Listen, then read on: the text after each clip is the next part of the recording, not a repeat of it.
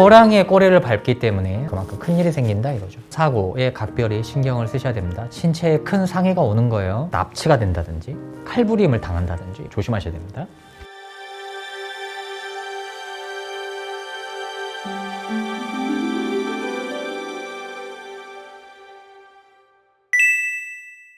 선택리 사묘.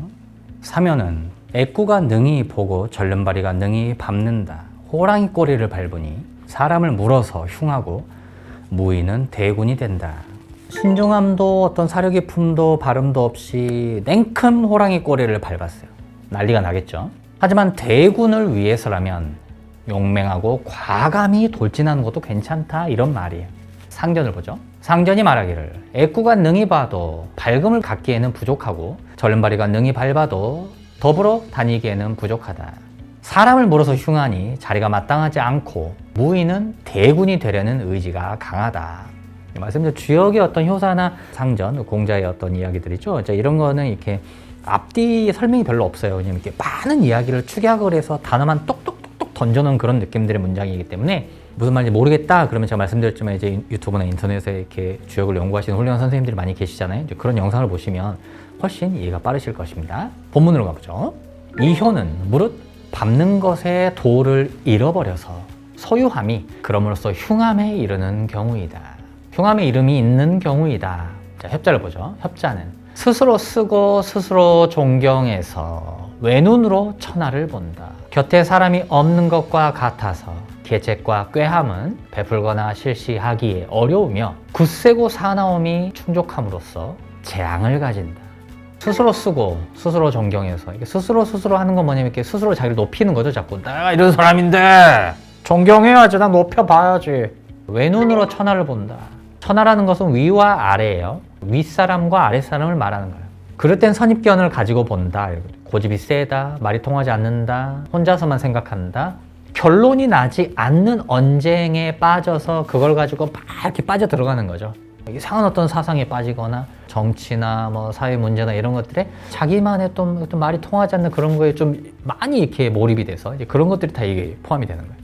곁에 사람이 없는 것과 같아서 계책과 꾀함은 베풀거나 실시하기 어려우며 굳세고 사나움이 충족함으로써 재앙을 가진다. 많이 안 좋네요. 조심하셔야 되겠습니다. 네, 나를 좀 더 낮추고 주역의 가장 보편적인 덕목, 가장 중요한 덕목, 중도 어느 쪽으로도 치우치지 않음이 되게 필요할 것 같아요. 불협자를 봐볼게요. 자, 불협자는 혹 병사와 졸병이고 짝지은 무리로 유동하게 된다. 혹은 시력을 잃은 눈과 절룩거리는 발의 무리가 된다. 혹은 어리석고 비천하고 일찍 죽고 꺾이는 사람이 된다.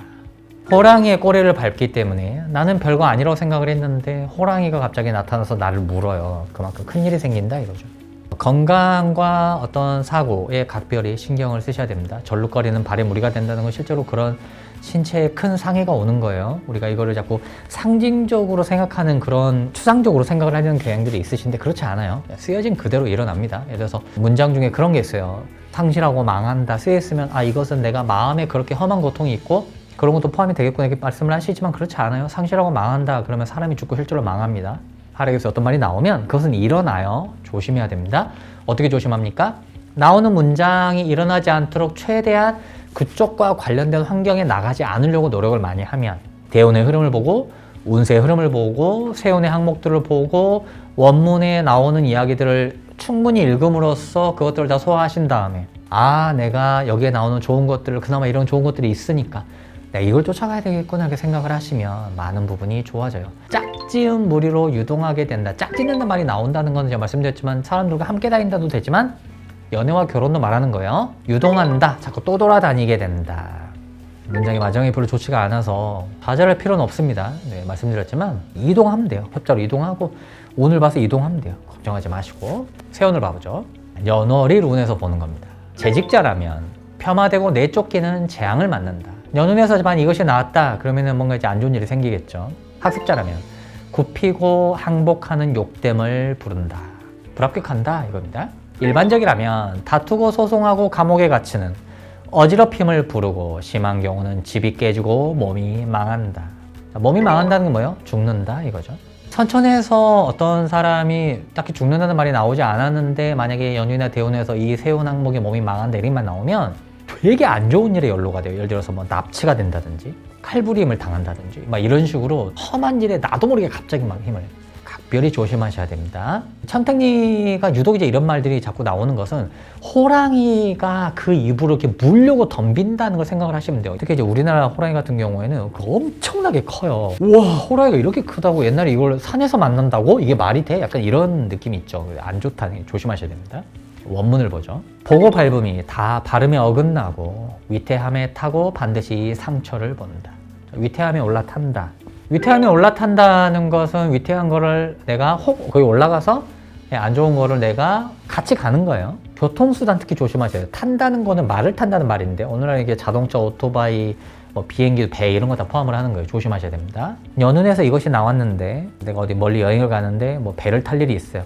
가서 낚시하자. 낚시하시면 안 돼요. 조심하셔야 돼요. 위태함에 탄다 그랬죠. 상처를 본다. 다칠 일이 생겨요.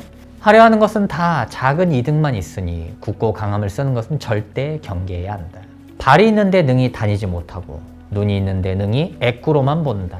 애꾸로 본다는 것은 눈에 시력에 문제가 생긴다. 또 선입견이 있어서 자꾸 편견이 심하다. 사람들과 싸우려고 한다가 포함이 되는 거야. 문맥이 그렇죠. 호랑이 꼬리 하나로 놀람을 막아야 하고 꼬리 하나 밟았는데 난리가 나는 거죠. 위태로운 거처는 스스로 물러나 피해야 한다. 알아서 피해라 이거죠. 복숭아 오얏은 봄바람에 보답하니 서쪽에서 와서 다시 동쪽에 돌아간다. 복숭아와 오얏은 재능을 가진 사람을 뜻해요. 시험에 합격한다 이런 것도 되고 또 오얏은 성씨에서 이씨죠. 이씨 사람이 나에게 도움이 된다. 집 가운데에는 뜻의 실마리가 없고 배는 파도 물결 가운데에 두었다. 배가 파도치는 물결 가운데 두었다, 있다 이거죠. 혼란한 상황이 있다 이겁니다.